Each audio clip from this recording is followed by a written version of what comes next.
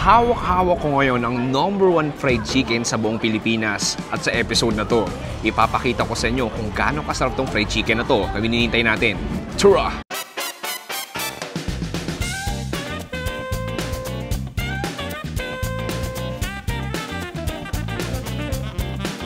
Uy! Pare, sa magandang araw, welcome sa another Chewy Show, this second channel natin. So Paps, maniwala kayo, this will be a very special episode dahil kain tayo sinasabi kong #1 fried chicken, maging hindi lang sa Luzon, hindi lang sa Manila, pero sa buong Pilipinas. Subjectively, para sa akin, kakain tayo sa tinatawag na Kips Fried Chicken. Ilang beses na nakakain dito, hindi lang isa, hindi lang dalawa, hindi lang 10, hindi lang 20, siguro lagpas na. Personal favorite ko talaga to. So, context history lang, ang Kips Fried Chicken nagsimula noong 1981.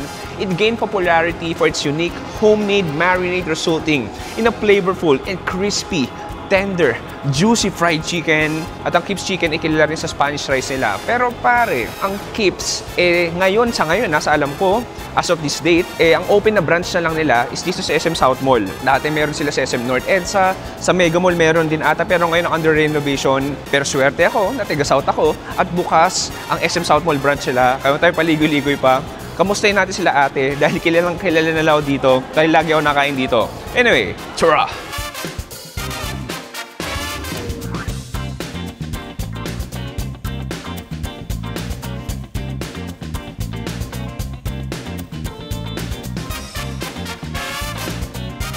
Okay pare, nandito na tayo sa food court, sa SM South Mall. It's nice to be back. Nakakatawa lang dahil every month pinimake sure ko talaga na kumakain ako dito sa Kips. Ito nakakatawa. Tignan natin kung magugulat sila ate dahil madalas talaga ako nandito.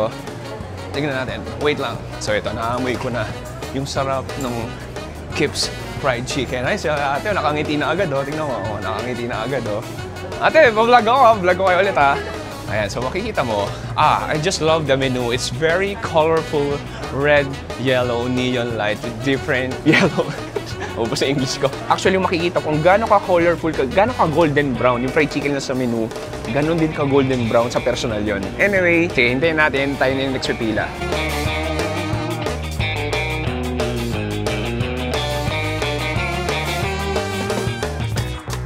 Okay, it's time. Ate, how are you? Okay naman. Did you miss me? Yeah. Ate, unang tanong, gaano kadalas ako dito? Ano, parang bira lang, no? Bira na, gawin naman. Pero, magkakalala na tayo. Alam niyo na lagi ako nandito. Ayun, kaya katulad yung gravy nila, masarap yan. Yan, lagi ako order ng extra yan. Ay, ate. Yun, ate, order ako. So, dati na-feature ko na ito 2021 eh. Pero, ngayon gusto ko siyang i-feature ulit at tumikim na mas marami. Sige, ate, order una lahat ng 2-piece. 2-piece with Spanish rice. Isa muna. Tas, yes, may macaroni na rin. Tapos isang 3 wings. Isang a la carte na spaghetti. Try na rin natin yung chicken burger. Ano pagkakaiba natin ng chicken burger sa crispy chicken sandwich? Chicken burger, ano siya, patty. Okay. Chicken patty. Yung crispy chicken naman sa chicken talaga siya. Sige, tigisa nun. Uy, never ko pa rin na-try itong chicken burger steak with Spanish rice. Sige, try ko rin. May a la carte na spaghetti natin, no? O tayo paulit yung Pare, yung order mo isang 2 pieces chicken with Okay. salad. And then 1 piece burger steak. Okay. Isang 3 wings. Okay. Isang spaghetti. Isang chicken burger. Okay. Isang crispy chicken sandwich. Tsaka yung chicken burger steak meron na. Oh. Okay, so order ko na lahat, no? Okay, perfect. Root beer. Ayan, Pap. Excited na ako. Alam mo, sabi ko nga ate, alam mo para sa akin ang Kips ang #1 fried chicken sa buong Pilipinas. Hindi to sponsored, walang bayad. Personal, na gusto ko lang talaga i-feature yung Kips dahil kasiyahan ko to. Parte to ng kasiyahan ko. Yung iba nagkakasino, iba nagpapamasahe, yung iba naninigarilyo. Ang bisyo ko lang, Kips fried chicken. Yun lang talaga. Tama ate, di ba? Alam niyo yan. Joke lang. Magkano lahat? Daldal ko, no? Tingnan natin magkano. Nahirapan si ate ngayon dahil ito yung pinakamarami in-order ko sa Kips ng isang baksakan. Dati, usually yung order ko talaga 2-piece fried chicken. Yan talaga yung go-to combo ko, 2-piece fried chicken with macaroni salad, extra Spanish rice, extra gravy. Yun na yun. Ngayon, titikim tayo ng ibang menu nila. Kano ate? 675. 675 lang yun. Maraming salamat. So, isipin mo, nakakatuwa. Alam mo, sabi ko nga, pag nakakilala ko ng tao na may alam yung Kips, parang, uy, automatic friends agad tayo. Parang ganun, parang may sarili kaming community, may sarili kaming mundo pag about sa Kips. Anyway, Pops, hintayin natin order natin at yeah, tara!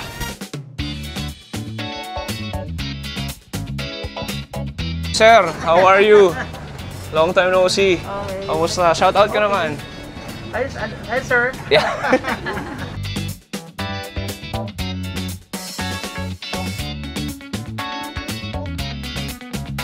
Okay, Pops, meron tayo nakasama dito ng random Pops na kumakain din ng fried chicken. Huy, hello, kamusta? Hi po. Ano pangalan mo? Angel po. Angel, ang tanong ko sa'yo, kailan ka ba kumakain ng Kips? I guess siguro mga 8 years old. 8 years old? So, childhood fried chicken mo to? Yeah, opo.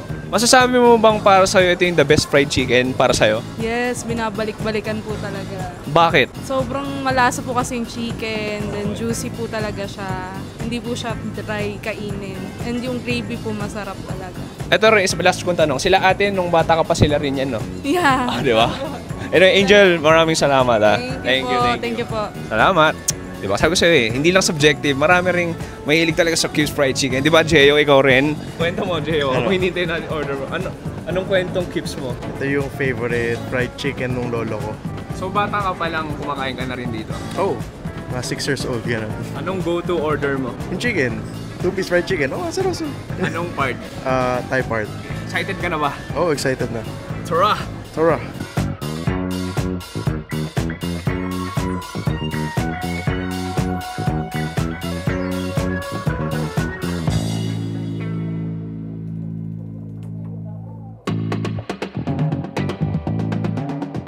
Boom! Pare, heto na yung ating iba't ibang in-order dito sa Kips Fried Chicken. Konting kwento lang, Pops Chewy, paano mo ito na-discover? Ako, batang South ako, so ever since South Mall, isa sa mga main malls namin to. Nag-storyland pa ako dito. Tapos, pag sa food court, lagi ko na ito nakikitang Kips Fried Chicken. Pero nung bata ako, I never got a chance to try. And then, way back 2018, nung nagsimula ako magtrabaho, first job ko sa Uniqlo, dito ako na-assign sa South Mall branch. And then, I gave it a try. And then, sabi ko, pagkakain ko ng Kips Fried Chicken, sabi ko, ha? Meron palang gantong kasarap na fried chicken.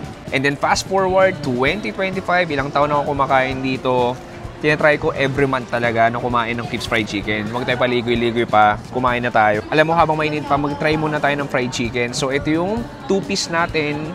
May Spanish rice yan na dito mo lang mahanap sa Kips. May gravy tayo dito and then that macaroni salad. I will start dito sa Thai part nila. Oh my God, look at that. Kung narinig nyo lang. Okay ba yung mic? Malutong-lutong siya.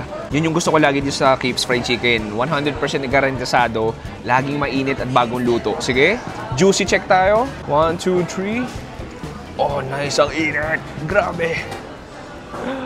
Oh, nice ang init. Ewan na, ito yung usok. Grabe yung balat. Sige, balat muna tayo. Siyempre, fried chicken review to. Simulan natin sa balat. Cheers, pare.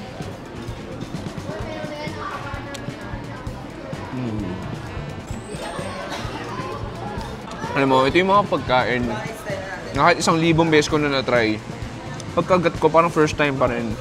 Ang sarap, iba lang talaga. Alam mo, Pops Chewy, paano ba i-describe yung pagkain o yung lasa ng Kips Fried Chicken? Masasabi ko siyang salty in a good way, peppery, well-marinated, hindi lang sa labas pero maging sa loob. Para siyang ma-umami, very flavorful. And then yung balat, super-duper crispy, juicy, mainit, oily in a good way. Ang sarap talaga. Ang sarap. What you can do, i-dip mo yan syempre sa signature Kips gravy nila. Ito yung Kips gravy nila. Okay, cheers.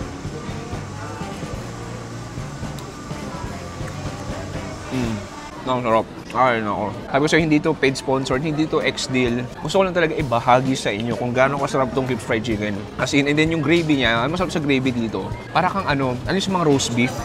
Ganyan yung lasa ng gravy niya. Sobrang high quality, makapal, ma-pepper, malasa.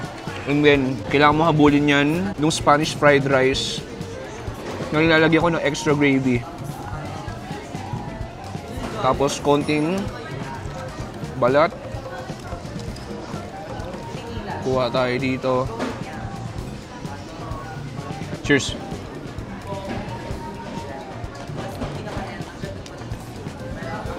Iba lang din talaga yung Spanish fried rice eh. Akala mo ma-margarine na hindi, pero steamed siya eh. Sorry, hindi siya fried rice, steamed siya. Very subtle lang yung lasa niya, pero it makes a difference. This is like a dream.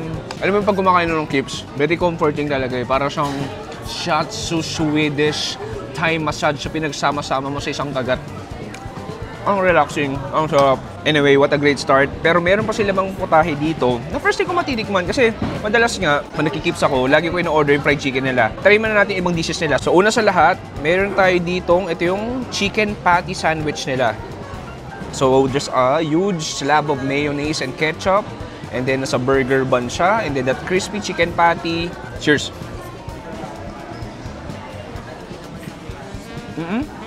Ito masasabi ko, very Pinoy. Yung bun niya, typical na burger bun na may sesame seeds. And then yung sauce, basic lang. Ketchup, mayonnaise, boom. Yun na yun. And then the chicken patty, light, crispy, very meaty. Pero yung marination niya, yung lasa niya, hindi katulad ng mismong fried chicken nila. Kumbaga ito, ramdam mo na kahit paano may extenders. Pero masarap rin naman. Kumbaga ito yung budget chicken sandwich nila. Meron sila yung medyo premium chicken sandwich, which is ito. Ito mapapansin mo, pagkakaiba niya, ito, di ba? Chicken fillet talaga siya. Same sauce, same bread, pero different kind of meat. Tignan natin. Cheers!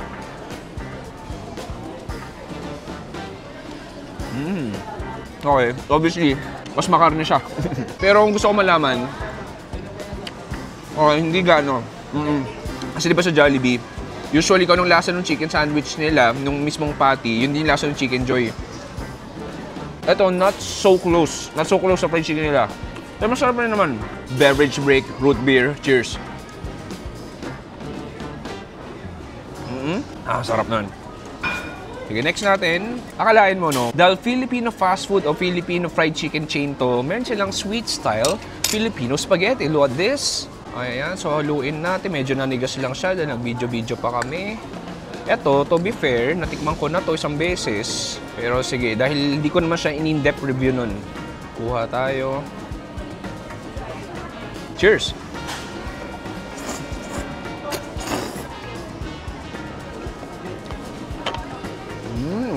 Uy, sarap. Ba't gano'n? Nakalimutan ko na sa ganito sa kasarap. Una sa lahat, of course, matamis siya. Pero hindi siya yung tamis na parang sa Jollibee. How do you describe? Siguro may mas asim siya ng konti. Yung, kumbaga, yung sa Jollibee kasi medyo overly sweet siya. Ito, sakto lang yung tamis niya. And then cheesy, noodles natin, malambot, may nguya. Ground pork nandun. Masarap. Masarap spaghetti nila. Sige. Next, ito yung ating... Okay, ito yung chicken chop natin. Crispy chicken chop. Feel ko kung anong laman ng burger, yun lang din naman. And then, kuha tayo dito ng gravy. Lagay natin Spanish rice. Cheers!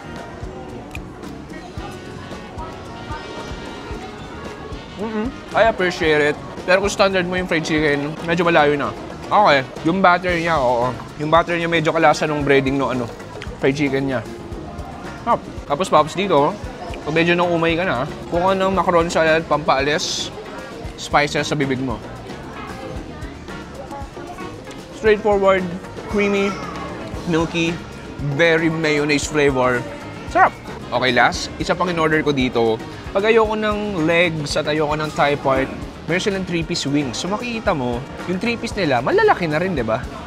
Ayan, sige, kuha tayo dito. Biyakin ko. Nice. Dip ko sa gravy nila. Oh, nice. Sige lang. Ay! Huh!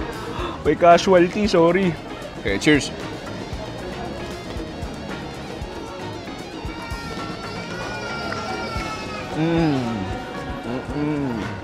Diba talaga? Alam mo, ito yung mga pagkain na more than the taste, more than nakakabusog siya, it's the experience eh. Hindi lang siya pwede mo ikwento na pare, uy, masarap Kips, kailangan mong puntahan. Ako mismo judge mo. Sabi ko sa inyo, panigurado, medyo tataas yung kili ng iba, ha? Chewy. Best fried chicken yan, talaga. Marami pang fried chicken sa buong Pilipinas. Natikman mo na ba lahat? Sabi ko sa inyo, food is subjective. Para sa akin lang naman. Para lang sa akin.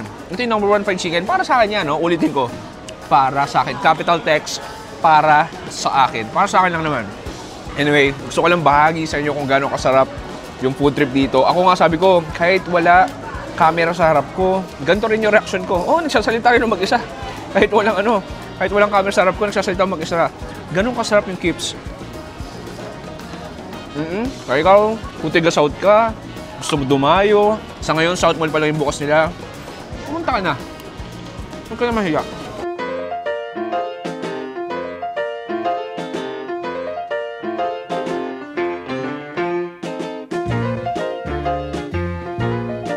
Para sa'yo, ano nagpapasarap ng tips? Yung breading. Yung breading. Yung gravy. Kung i-compare mo like in general lang, kahit paano ano yung pagkakaiba niya sa ibang fried chicken? Actually, indescribable siya. Parang hindi ko alam kung ano yung nagpapasarap sa kanya. Pero alam kong mas masarap siya.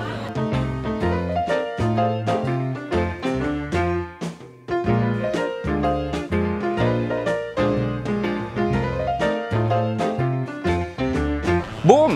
Pare, dito nagtatapos ang ating in-depth review dito sa Kib's Fried Chicken. Sabi ko nga sa inyo, para lang sa akin, may bino number 1 fried chicken sa buong Pilipinas. Pero Pops, if meron kang fried chicken suggestion, i-comment down below nyo na. Pero again, dito yung sa SM South Mall, di ko alam kung renovate o pag-upload tong video na to tapos yung renovation sa SM Mega Mall. Pero sa ngayon, sa South Mall pa lang sila meron. Puntahan nyo na. Maraming salamat sa panonood. Si Chewy, dito sa Kib's, dito sa South Mall. Sabi, stay safe. Good night and good bye! Bang! Uy, yung cute! Grabe ate. Thank you po ha. Thank you. Ate, saan yung take out ko rin isang tray ng fried chicken? Ana, uwi ko na. Na-joke lang, na-joke lang.